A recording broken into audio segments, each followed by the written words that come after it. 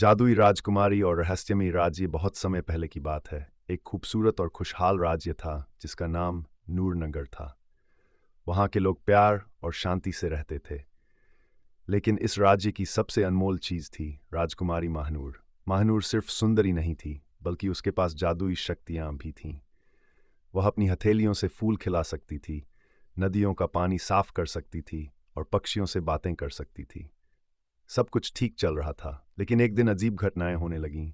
पेड़ सूखने लगे, नदियां सूखने लगीं और पक्षी उड़कर कहीं और चले गए। महानूर को लगा कि यह कोई साधारण समस्या नहीं है, बल्कि किसी काले जादू की चाल है। उसने अपनी दादी से पूछा, दादी माँ, यह सब क्या हो रहा है? दादी ने चिंतित होकर कहा, यह काले जादूगर जरकान की चाल लगती है। महानूर ने अपनी जादुई किताबें देखनी शुरू की और पता लगाया कि यह सब जरकान की वजह से हो रहा है।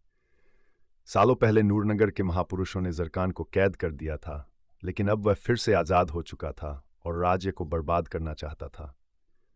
महानूर ने अपने पिता राजा जलाल से कहा, पिताजी, हमें कुछ करना होगा, वरना हमारा प्यारा नूरनगर खत्म हो जाएगा। राजा ने गंभीरता से कहा, बेटी, जरकान बहुत खतरनाक है, हमें समझदारी से कदम उठाना होगा। महानूर ने तय किया कि वह खुद जरकान को रोकेगी। उसने अपने सफ़ेद जादुई घोड़े बुलंद पर सवार होकर सफ़र शुरू किया। रास्ते में उसकी मुलाकात एक बूढ़े संत से हुई जो एक जादुई पेड़ के नीचे बैठे थे। बूढ़े संत ने कहा, अगर तुम जरकान को हराना चाहती हो तो तुम्हें 3 कठिन परीक्षाओं से गुजरना होगा। धैर्य, साहस और प्रेम की परीक्षा। पहली परीक्षा एक डरावने जंगल में थी। जंगल में हर तरफ अंधेरा था और अजीब अजीब आवाज़ें आ रही थीं।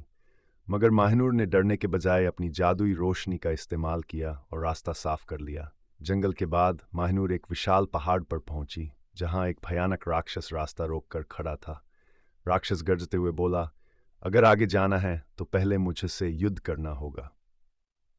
महानूर ने बिना डरे अपनी जादुई तलवार निकाली और बहादुरी से लड़ाई की। थोड़ी ही देर में उसने राक्षस को हरा दिया। राक्षस ने हंसते हुए कहा, राजकुमारी, तुम सच में बहादुर हो, आगे बढ़ो। आखिरकार महानूर जरकान के किले में पहुंची। किला काले जादू से भरा हुआ था। जरकान हंसते हुए बोला, तुम मुझे नहीं हरा सकती।